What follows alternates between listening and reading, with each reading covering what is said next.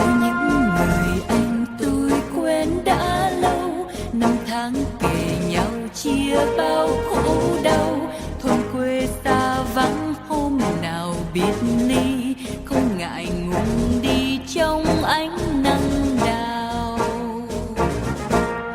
Các anh là nguồn thơ vô song, các anh là tình thương mênh mông, là muôn tiếng ca vang vang tận cõi lòng, là trăm tiếng chim vui liêu lo ngoài sân. Các anh là vận mây muôn phương, các anh là niềm vui quê hương, là tia nắng mai reo trên vạn nẻo đường, là cơn gió mang hương thơm tận ngàn phương.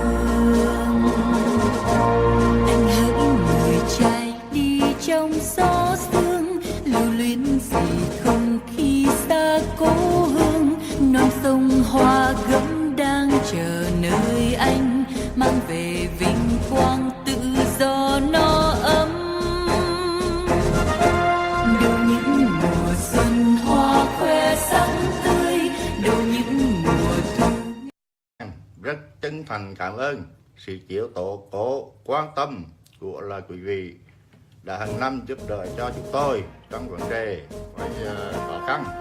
Và hôm nay là trách nhiệm của mỗi anh em chúng tôi là có phần hành để là nói lên những cảm nghĩ và những cái tư tưởng của mình đối với WWF. Thay mặt anh em, trước tiên tôi xin thành thật cảm ơn sự quan tâm giúp đỡ của quý là vì ở cái trong hội cựu quân nhân WWF đã có tấm lòng chân thành thiết tha để giúp đỡ cho anh em thương bệnh binh về nhà được sống được là an vui hạnh phúc. Đó là điều kiện mà tôi Nguyễn Bắc Quang trước là có 868 sĩ quan đơn vị là tiểu đoàn 2 là đời 2 cũng đồng bộ sư đồng bộ binh và bị thương ngày 23 tháng 1 năm 1974. Xin thành thực cảm ơn quý vị đã đợi trong phần quà rất có giá trị đối với đời sống của chúng tôi. Xin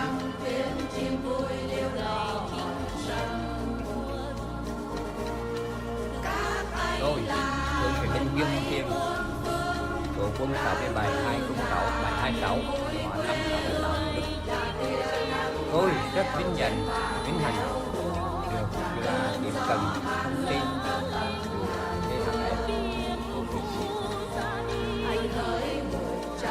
qua những năm qua. Từ khi tiếp cận chúng tôi hàng năm được sự giúp đỡ của quý vị để giảm đấy.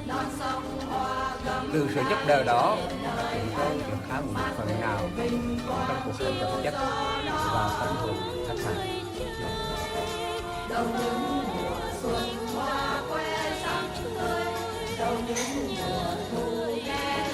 Tôi là Trần Hữu Cường, và năm sau thì tôi là anh 3 năm nay là qua em nhớ có qua hồi từ cái nhiệm vụ muốn tinh thần như vật chất của anh và tồn tại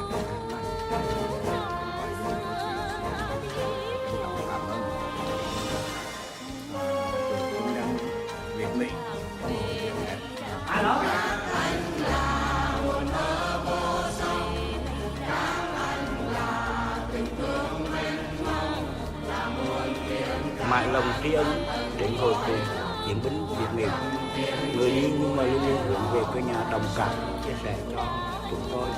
Tôi là người rất hạnh phúc được tiếp cận từ anh Vân Sài Gòn về từ năm 2006 và hơn cả hạnh phúc nữa.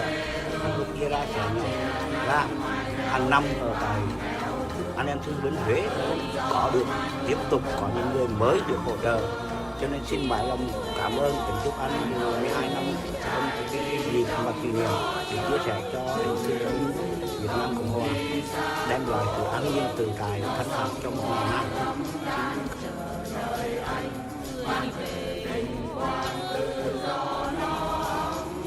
tôi trong tập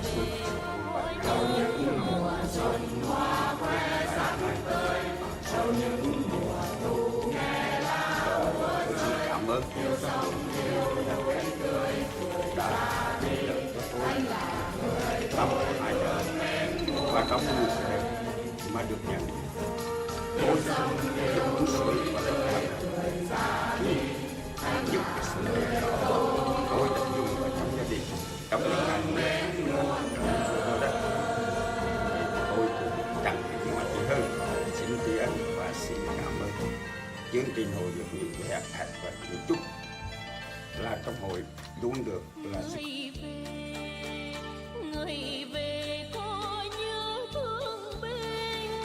Tôi Nguyễn Cam, chiều quân 75, việc mùa 3081, Cục trưởng Đại sư đoàn là gì? Thì tôi cũng tiếp cận được với VHF Hội Việt Mỹ là cũng 2 năm hay thôi. Chân thành cảm ơn là anh em của Việt Mỹ, hội cựu chiến binh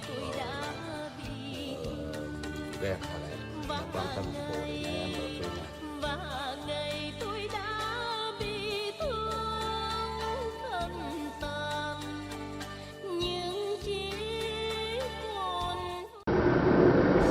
Anh cho biết tên nè. Tôi là Cựu Phế binh Nguyễn Văn Trung, số quân 56 triệu 298 690 cục đại đội 2 sư đoàn 145 địa phương quân thủy khu Quảng Nam. Bị thương là 4 tháng 2 1573 trong lực lượng bị giành dân chiếm đất lên kéo cấm cờ thì bị cục tay chân.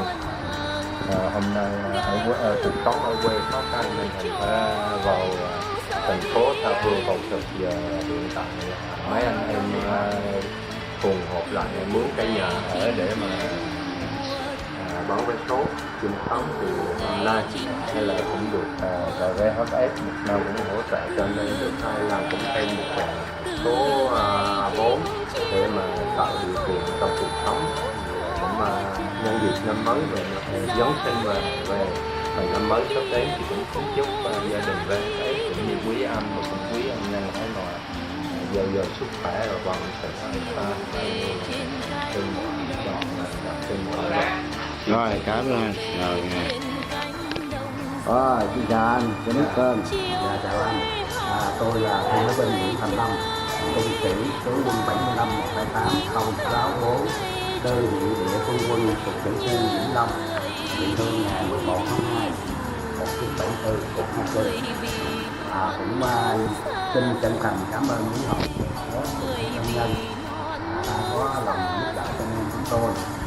Tôi cũng mong quý hội và các thân nhân có một cái sự lưu tâm giúp đỡ cho anh em chúng tôi để bớt đi cái phần nào khó khăn trong cuộc sống. Dạ. Cũng tới Noel và năm mới chúc quý anh nhân luôn được dồi dào sức khỏe và dạng sự bình an trong năm mới 2019. Rồi, xin cảm ơn. Rồi, anh cho biết tên.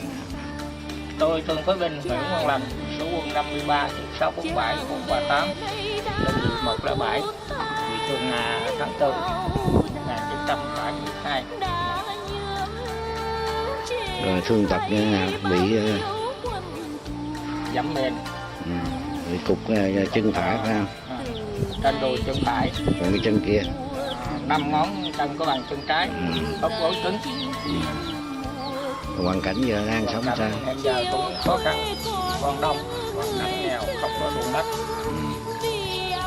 Mong sự giúp đỡ của các nhà hảo tâm.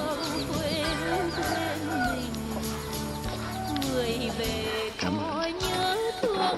Tôi xin chân thành cảm ơn. Rồi, tôi chào ha. Tôi kính đưa tất cả quý nhân dân của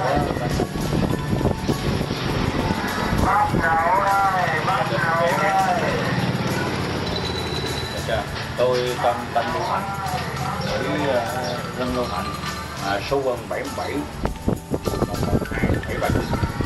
Tôi thuộc đơn vị trung đội 3 đại đội 2 tiểu đoàn 5 Hắc Long Chiến. Tôi bị một chân và chân bên em bị gãy